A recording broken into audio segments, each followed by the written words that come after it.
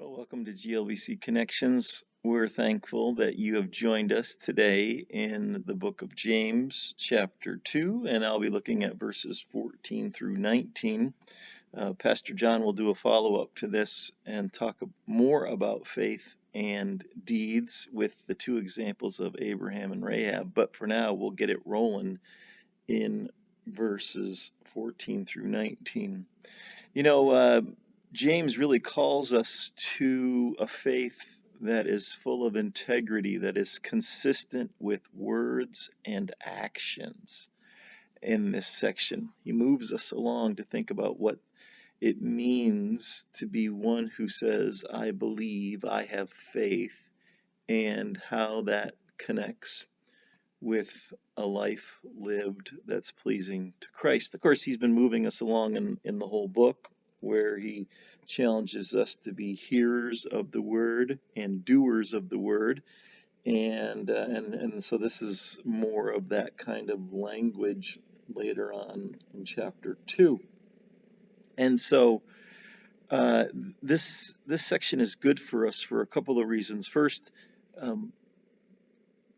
we often drift towards duplicity as Christians, where our words, our faith, our spiritual lives don't line up with how we live. And so it's really easy, right, to confess and to believe and to say certain things, and it's hard to live it out. And so James puts the brakes on for us and calls us to be reminded that if we say we believe, if we have faith in Christ, then that our actions should line up with what we confess. And so it moves us along that way. The second thing I think this is important to think about in James here is people need to see examples of what consistent faith is. And so, man, all around us, there are people who say one thing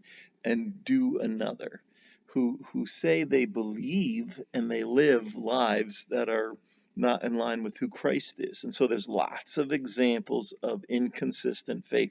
And James, I think this portion of James, it's just a good reminder that our kids and our neighbors and our coworkers and people all around us who have plenty of targets of people who don't live it need to see people who live out the gospel. They need to see people who say what they believe, but practically by actions live it out. And so that's so important for us. And so James says this in verse 14 of chapter 2. You've read this possibly. Read it now if you haven't. What good is it, my brothers and sisters, if someone claims to have faith but has no deeds? Can such faith save them? And suppose a brother or a sister is without clothes and daily food.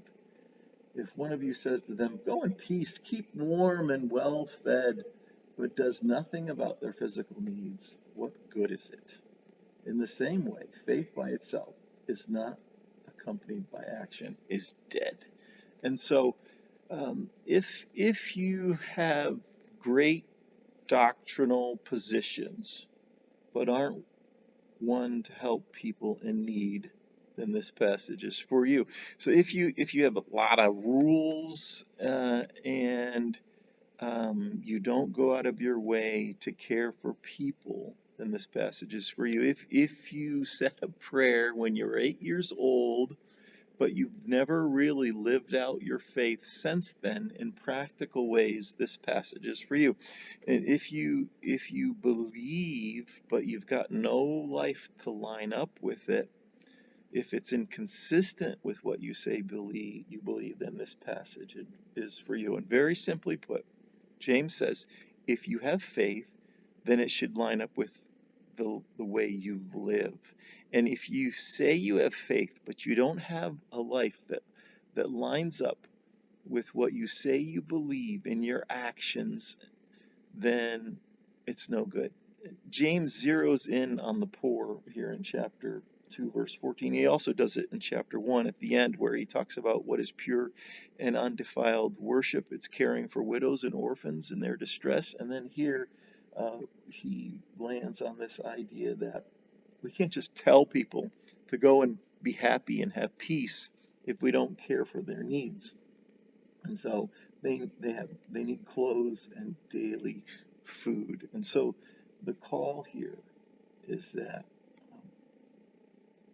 like Jesus would, we care for the poor.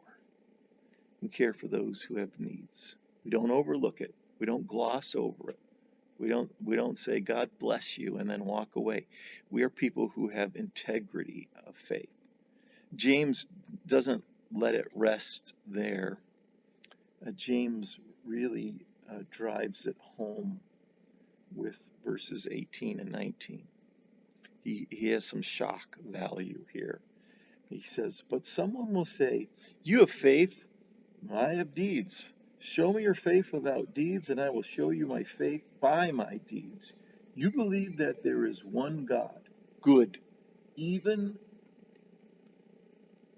the demons believe that and shudder. Right? And so he's going after an imaginary arguer, and he's saying, hey, it's got to line up. You can't just have faith. You need both. Now, of course, some of us will be arguing, well, you can't work your way into the kingdom, and I agree. We need faith in Jesus Christ. If we confess with our mouth and believe we have faith, right, we will be saved. So we got to have both.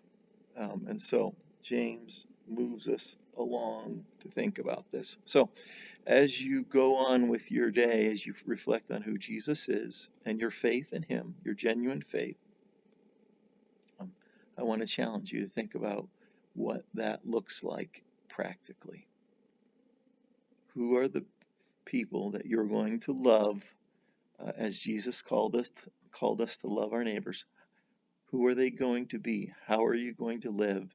And how is it going to be in your deeds? Well, that's good.